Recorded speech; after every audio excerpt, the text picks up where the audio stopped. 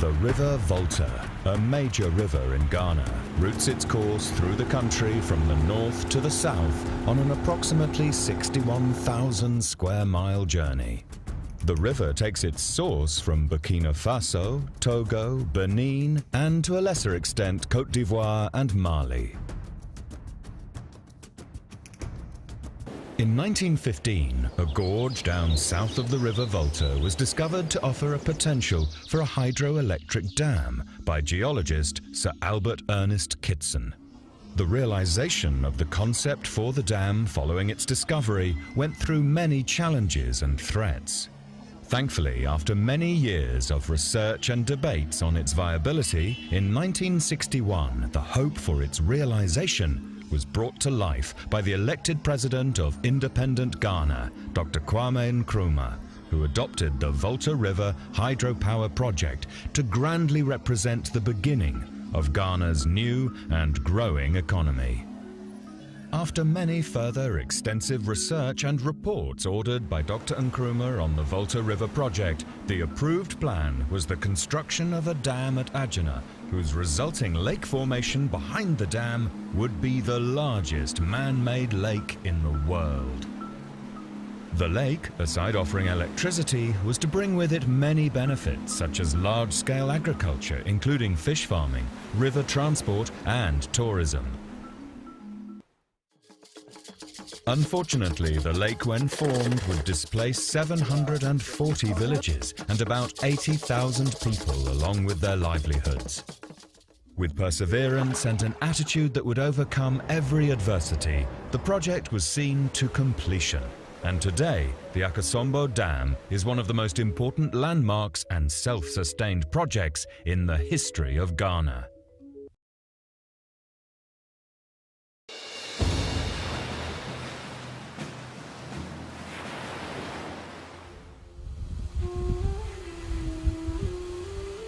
Because the dam is not simply just a dam for producing power. It represents for us a very important symbol of visioning and the faith in the Ghanaian talent. We can do it. To share this history, we will meet to Mr. Kobla Kalichi, a distinguished government agent who got involved in the dam project in 1961 when VRA was formed. Mr. Louis Kaisley Hayford, one of the first Ghanaian engineers recruited to work on the engineering aspect of the dam during construction. Nana Afrakomo, the second Queen Mother of Akwamu, who witnessed the negotiations between government and the communities that was to be affected by the dam construction. We will also meet some of the technical staff who worked at VRA and construction workers involved in the project.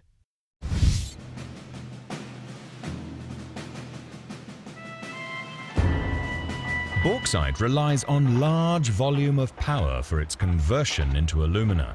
To make local processing of the bauxite cost-effective, abundant supply of cheap electricity was key. It was for this reason that on April the 24th, 1915, Kitson, who was engaged on a rapid canoe voyage down the Volta as part of a countrywide survey, on entering the narrow gorge below Agena, recorded the location as an ideal place for a dam. The story of a hydroelectric dam in the Gold Coast itself begins in 1949, when the Gold Coast government commissioned a British firm of consulting engineers, Sir William Halcrow and Partners, to examine a proposed power scheme and report on the wider aspects of the development of the Volta River Basin in respect of health, navigation and communications. The resulting report was published in 1951. They said a smelter should be built to buy the electricity. That was a necessity. And then they said the port should be established at Tema instead of at Ada for more economic reasons. They shifted the bauxite aluminium production to Tema. This was accepted by the Gold Coast government. And so they proceeded immediately to build Tema. This whole package was estimated at £144 million, but it was to be financed partly by the Gold Coast government up to about 30%, and then the British government about 38%, and then the aluminium interests about 32%.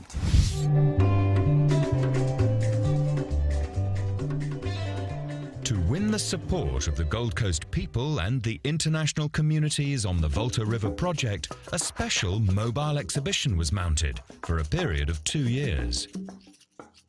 I think most people couldn't figure out what the whole thing was all about, except that they were going to get electricity. But none of them, I think, could picture, including myself. I hadn't seen a rock-filled dam that size before in my life.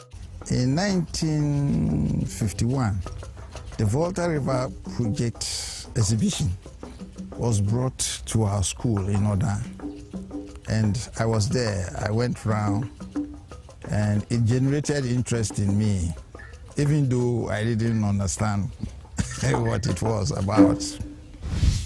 In 1953, a Volta River Preparatory Commission was established. Even though the commission found the project economically feasible and technically sound, the proposed budget of £230 million sterling required to cover the cost of the dam and power station installation at Agena, the opening up of the bauxite mines, and a complete plant for producing aluminium from bauxite at Pong looked impossible to raise. It made the British government and the aluminium companies no longer that much interested. And of course, Akosombo was his passion. You see, his background was having lived in the United States for a number of years, apart from studying there. He had the exposure, and he had visited some of these sites in the US, and he knew what it was all about. This is why when he came back, he had this passion. But obviously, if you didn't have cheap electricity to distribute, to industries and so on, you couldn't grow the country.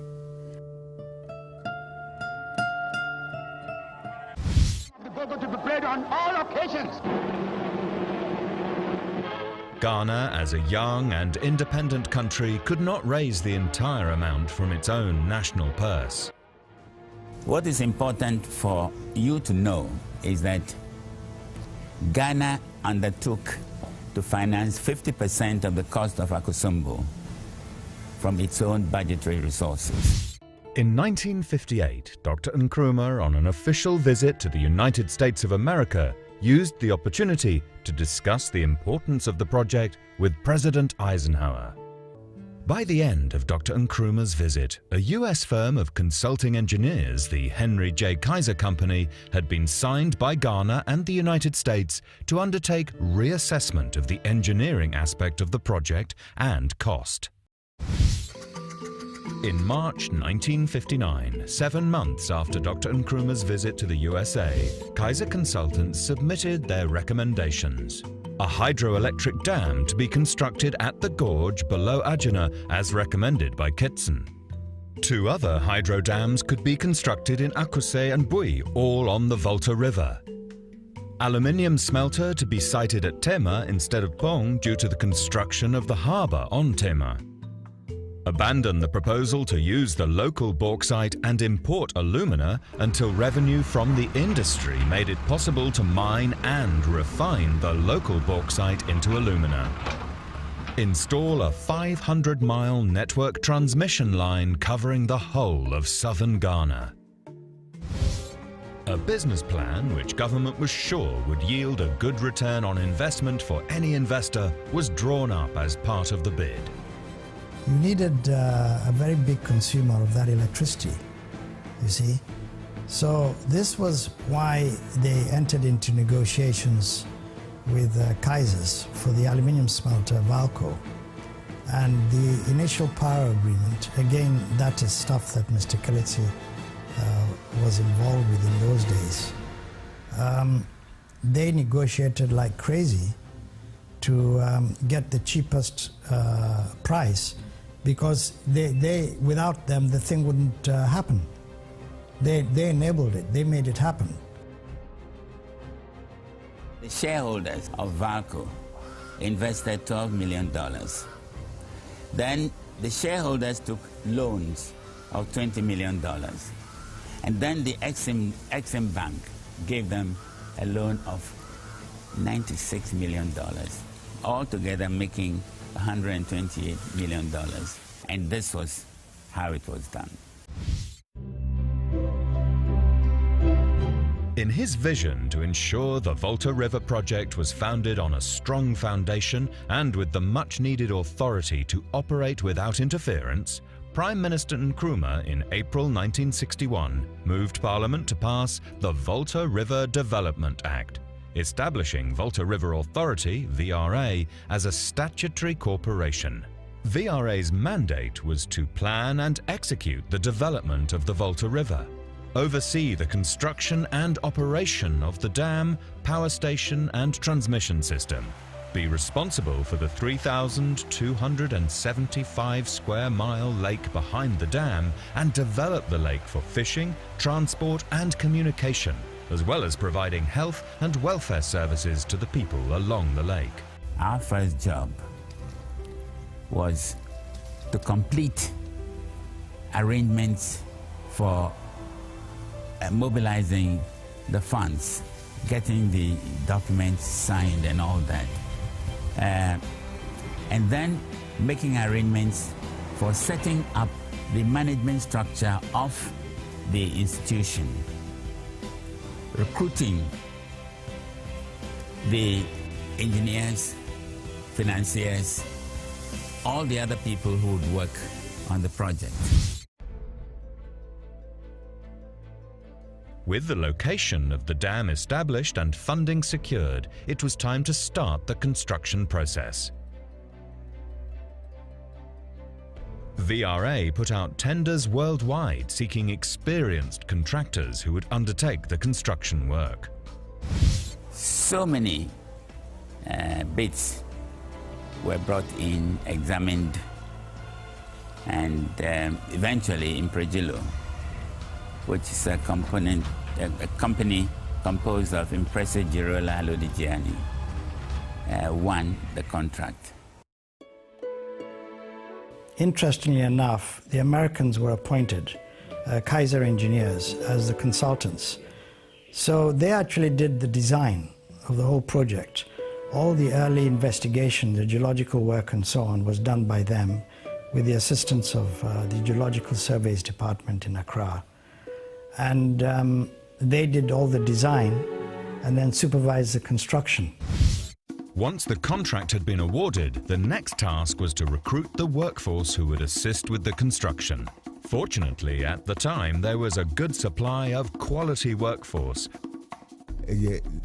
The workers needed at that time were laborers, drivers and caterpillar operators. Most of these people had previously worked on the Tema Harbour project.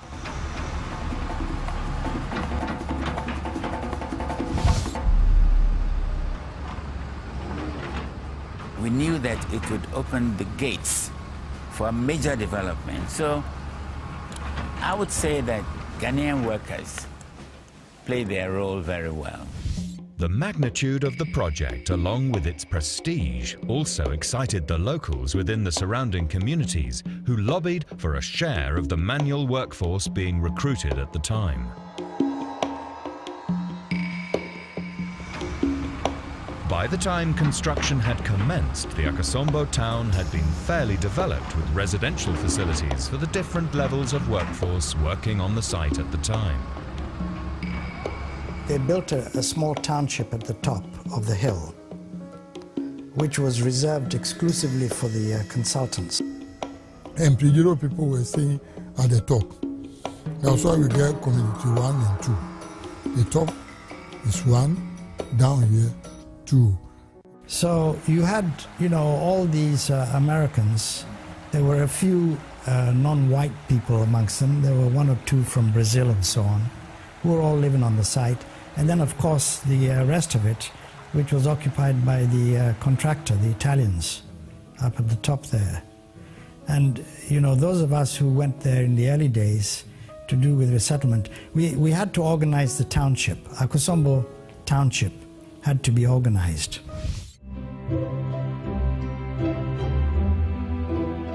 With the huge Italian presence on the construction site, it was not surprising to have had Cardinal Giovanni Montini, who later became Pope Paul VI, visiting Akosombo in 1962 to open the first major monument for the town, the St. Barbara Catholic Church.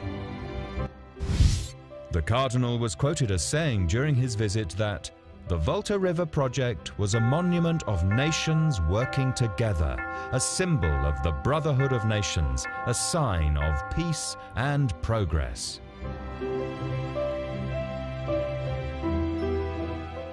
At the initial stages, they were facing some challenges, and so the Italian contractors who came, they thought it wise to invite their Archbishop from Milan to come and pray for them so that those challenges will be overcome. So because the Cardinal was coming, they hurriedly constructed this beautiful edifice just in a matter of 21 days. So he came in August 1962, said a prayer at the dam, and then dedicated this church also in that same period. Thought it wise to position the church in such a way that it will face the dam perpendicularly. It's like God looking over the dam. Yeah, so I think, and if you trace the crucifix, the cross in front of the chapel, right down to the dam, it will hit it perpendicularly. So it has some spiritual significance, spiritual importance. On the 23rd of January 1962, Osajafo Dr. Kwame Nkrumah, President of the Republic of Ghana and the Chairman of the Volta River Authority, broke ground to mark the official commencement of the construction of the Akosombo hydroelectric dam.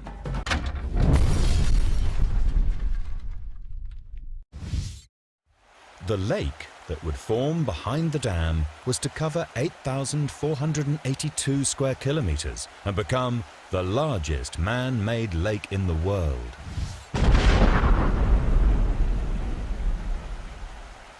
The formation of this lake unfortunately was estimated to submerge 740 villages and displace about 80,000 people.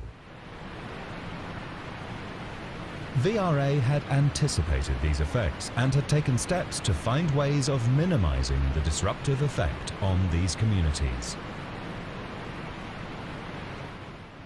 One of the biggest concerns was the resettlement program, because once the dam was built and we started to impound water, the people who lived along the banks of the river had to be resettled. And they had to be counted. We had to look for areas where we were going to resettle them.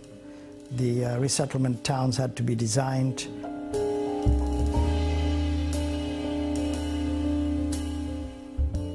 In 1963, I was assigned responsibility for resettlement of the people to be flooded.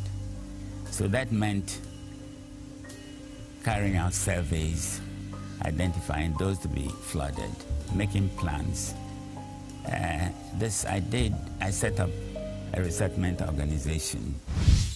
The task of preparing the communities that were to be displaced and the selection of a suitable new location to move them to was a tough job, which required the involvement of the leaders of the local communities, social workers, as well as Volta River Authority, with the support of the government.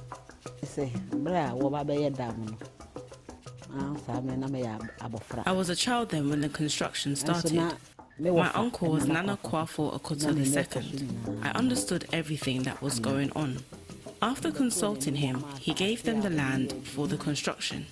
He spoke to the people about how it's going to bring work and prosperity to the area. I remember very well at that time they used a canoe to cross the river to Agina to have dialogue with them about the impending flooding of the lands at Agina, Apaso and Pese. Now these people incidentally were occupying a vast area, 8,500 square kilometers, The villages were about, if my memory serves me right, about 738 or so villages, and the number was about 80,000. Today you can be mentioning these numbers, but it was a blank. And we had to ferret out all these, find out where the people were, what they were doing, what facilities they had. And so it became necessary to plan to move those people. And I think the engineer at that time and the government, they had the foresight to work out a very strong and very effective rehabilitation program. And this program involved the Air Force in the sense that we had to fly items, supplies to airstrips that were built alongside the lake that was forming to the east of the lake. We found that there just wasn't time. So we decided, we managed to identify sites in consultation with the people. 52 sites were eventually agreed on. We cleared the land for people to build the houses for the settlers and also farms. That is our main work. Basically, these were small communities and villages that had to be brought together. One had to look at the social background to see whether they would work together. The chieftaincy issues came in, how they were going to survive, farms, how you gave them farms, allocated farm area for them. Because we are farmers, the VRA acquired land around the village so that they can continue with their livelihood as before.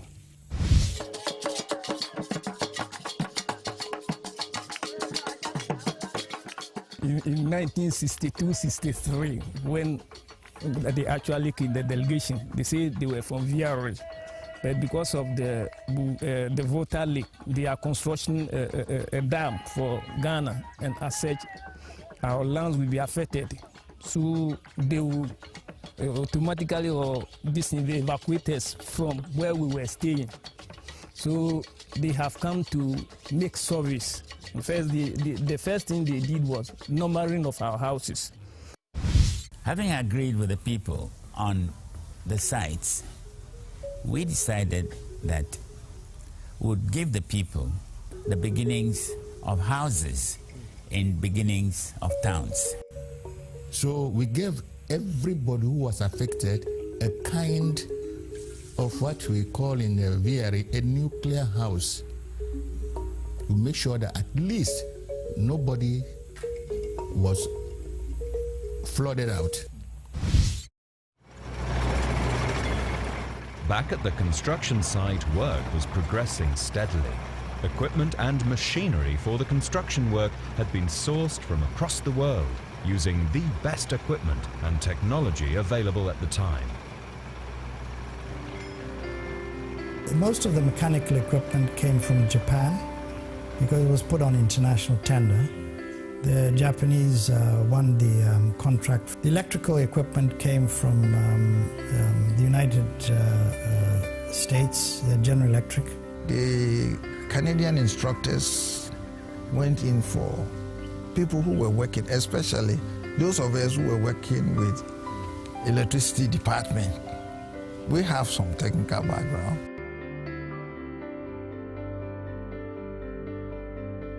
I got involved, in the initial stages with the engineering side of the dam itself.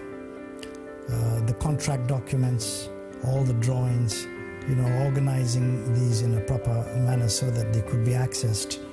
And what happened was that Dr. Nkrumah appointed Ontario Hydro to give us the initial staff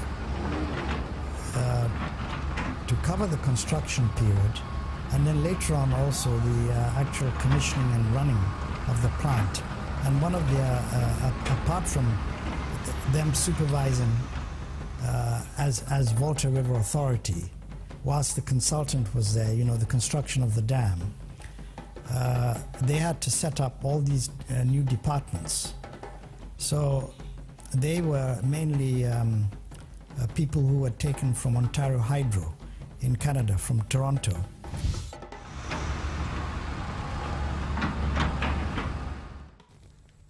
We were having about 37 machines. The machine can crush the tree down and walk on it, and you find the tree no more.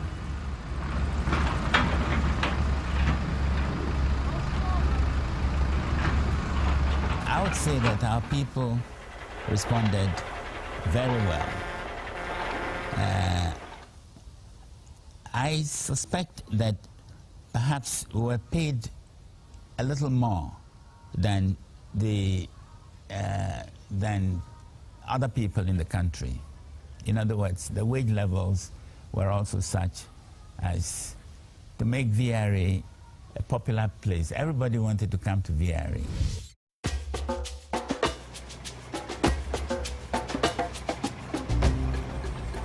They may keep you in a work site for almost maybe 2 weeks, 3 weeks. You don't come home. You work day and night, day and night. Impregilo employed Ghanaians mostly because the operators, when they mentioned operators' quarters, operators were staying there. Operators who drive caterpillars, graders, they were staying at operators' quarters. All Ghanaians. Our training was classroom in the evenings and on the job during the day. But I must say that Ghanaians worked extremely hard. Today, people work overtime and they expect to be paid. During construction, whether at Akosombo or on the resettlement front, people just worked for as long as they had a job to do. No one asked questions about overtimes and whatnot. We didn't have any of such problems. Today, you can't move one step without people asking you to pay them for it.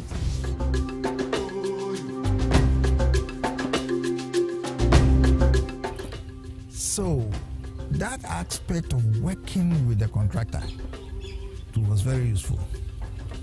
Yes, we saw everything being installed and we took part.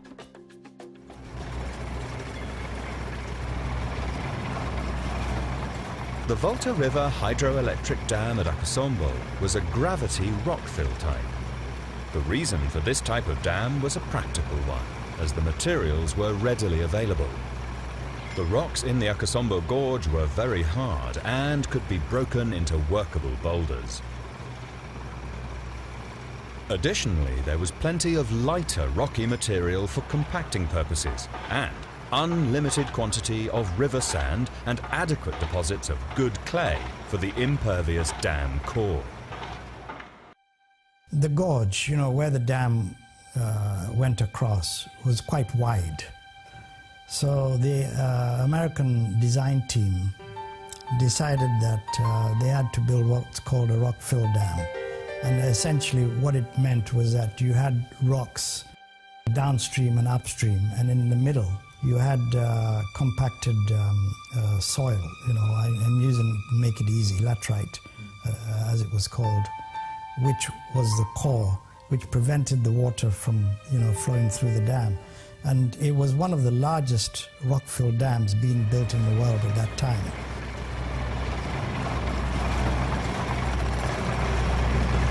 You see, when you start, you've got to divert the river, so you get access to the bed rock where you start the dam. So the river was diverted through a tunnel, which is on the east side of the east side of the dam, and the water was diverted through there, and then the spillways, and then the dam, was constructed, including what we call the coffer dam, because we had this area there too, which was slightly lower than the highest level of the lake. So all this started in around late '62. Really got into high gear late 63, 64. The dam is a 660 meters long and 114 meters high rock-filled embankment. It has a base width of 366 meters and a structural volume of 7,900,000 metric cube. The reservoir created by the dam, Lake Volta, has a capacity of 148 cubic kilometers and a surface area of 8,502 kilometers squared. The lake is 400 kilometers long. Maximum lake depth is 84.73 meters and minimum is 73.15 meters. An inconvenient valley just half a mile away from the main dam, which would act as a permanent overflow from the lake, had to be blocked. A second dam of similar design, known as the Saddle Dam, was therefore built simultaneously to check the expected overflow. The Saddle Dam measured 1,200 feet in length, 500 feet at its widest, and 120 feet high.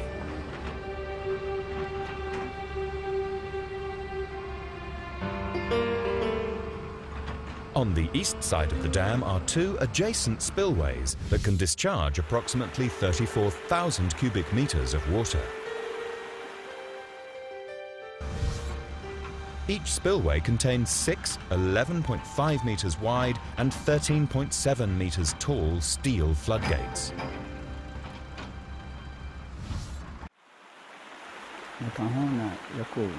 I was part of the people that went under the dam.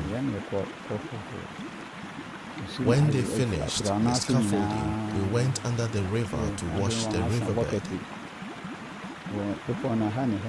They hung buckets on the road from either side of the hills, which we used in fetching water from the riverbed.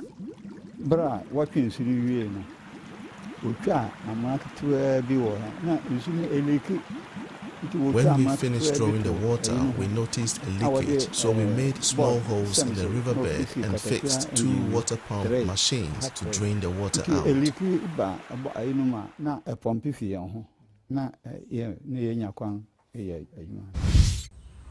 But when they fetch clay and water from marine, we have very strong powered water hose. We blow it several times to make clean before they allow you to come and pour it down. So eventually you saw that the work was progressing little by little.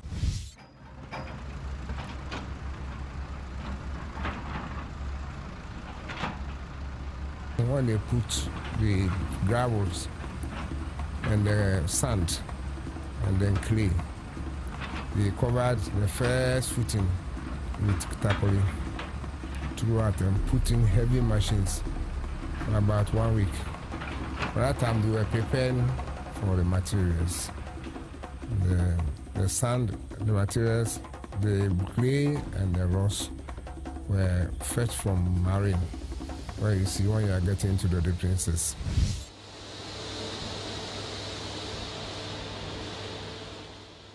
The dam's power plant contains 6 170 megawatt Francis turbines. Each turbine is supplied with water via a 112 to 116 meters long and 7.2 meters diameter penstock with a maximum of 68.8 meters of hydraulic head afforded. The process to generate electricity at the powerhouse was designed for water to be allowed to fall at a height of about 60 meters onto the turbine at considerable speed through the penstocks. The speed of the falling water is made to drive the turbine, and the turbine in turn drives the magnet in the generator, since they are coupled. The movement of the magnet relative to the stationary conductors in the generator causes electricity to be produced at the voltage of 14.4 kilovolts. The electricity is then transformed to a higher voltage of 161 kilovolts by the use of a power transformer and transported through cables throughout Ghana. In the case of Akosombo, the construction was such that the whole thing was completed ahead of schedule. This enabled us to save a substantial amount of money, which we then invested later in the expansion of Akosombo from 4 units to 6 units.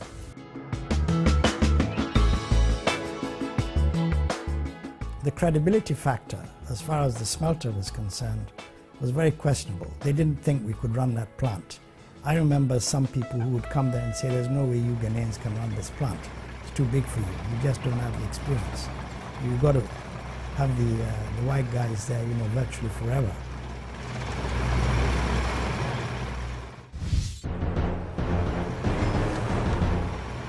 As with every project of such scale, regardless of the strict health and safety precautions put in place to prevent any fatalities, there are bound to be some form of incidents.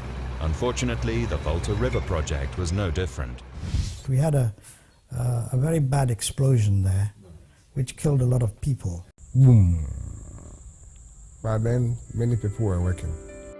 If you go to the Catholic church up on the hill, you'll see all the names.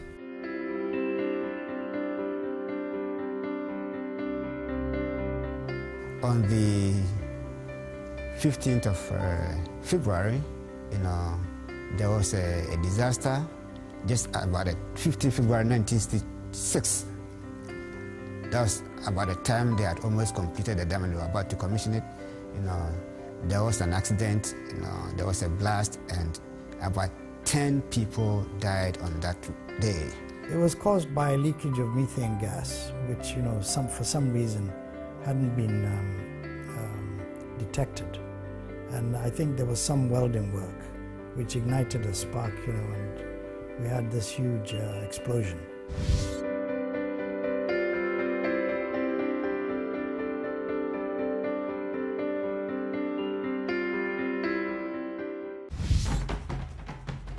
The resilience and hard work of the construction workers, consultants and VRA, with the strong support from government, bore fruits on the 22nd of January 1966. 2 years ahead of schedule, the Akosombo hydroelectric project was ready to be commissioned. The opening ceremony attracted a great number of high-profile personalities from across the world. Basically, we'd commissioned Unit 1. It was number 3 unit, the first unit, which was supplying electricity. We hadn't started supplying Valco because Valco wasn't complete at that time. But it was supplying Tema and Accra. And September, October, they started planning to have it inaugurated officially in February. And as usual, like with all these inauguration ceremonies, we brought all the important people there, including Nkrumah himself, and all the speeches and so on. We went through all that. It was a typical inauguration ceremony. And the plant was officially declared finished.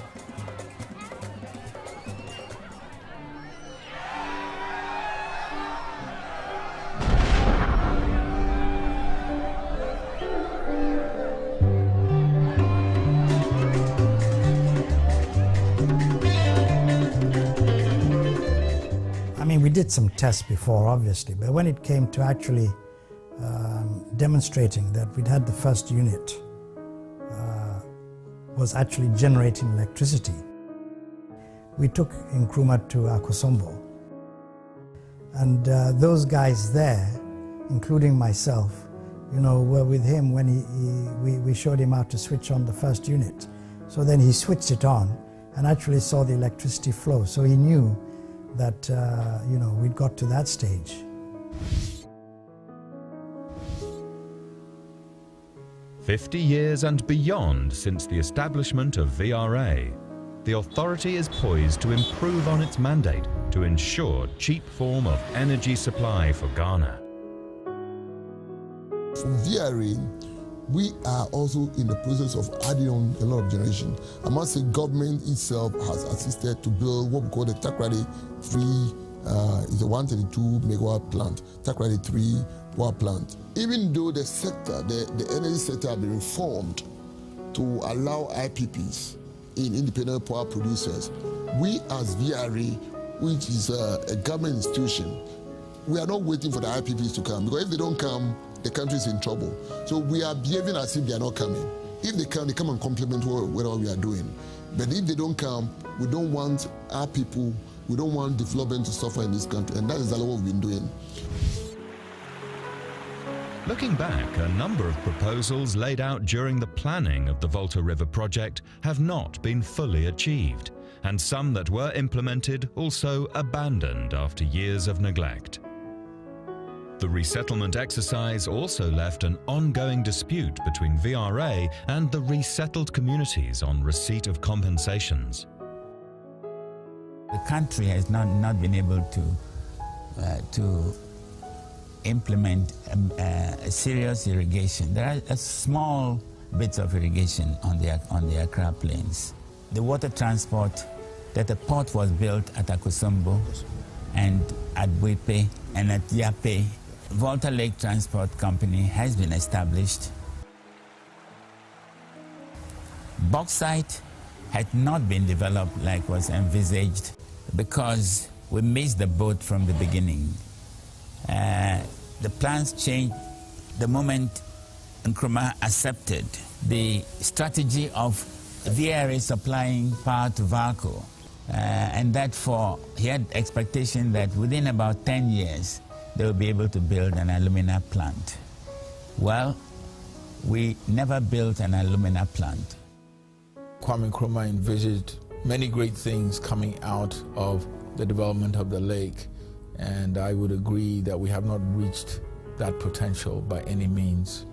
What we're doing today is to try and realize that potential, not by doing it ourselves, especially in this era of power sector reform, but by looking for private sector partners who have the expertise and skills, whether it's in farming, whether it's in lake transport, whether it's in tourism, to really take those assets and develop them to their full potential. That the VRA is positioned to play a very important role in the energy picture, not only in Ghana, but also in West Africa. Because we have the personnel, we have the history, the experience to manage a high-class energy production facility. All that is required now is for us to provide the policy environment within which such a strategic enterprise can serve not only Ghana, but the sub-region, and it can be done. What's really amazing is that this project was conceived 50 years ago, and today the project is still providing for over 60% of the country's needs. That's extraordinary. You know, thinking out another 50 years, it's hard to think of any project that would meet half the country's needs 50 years from now. So it's very relevant to this country's economy and the people. But if we were to do a good job as a country, what that means is that we would build on what we have today, we would grow even further, we would bring more investments into all aspects of the economy, and the current supply of electricity would not be enough. So we must find new sources of power, whether that's thermal-fired power, whether that's hydropower, whether that's wind and solar, and these are the things that VRA is doing now to build on what we have. Nevertheless, Ghana and the Volta River Authority can still pride themselves for maintaining to date in pristine shape this national asset, the Akosombo Hydroelectric Dam. Thanks to the professional and dedicated team whose hard work has enabled the authority to attain this success.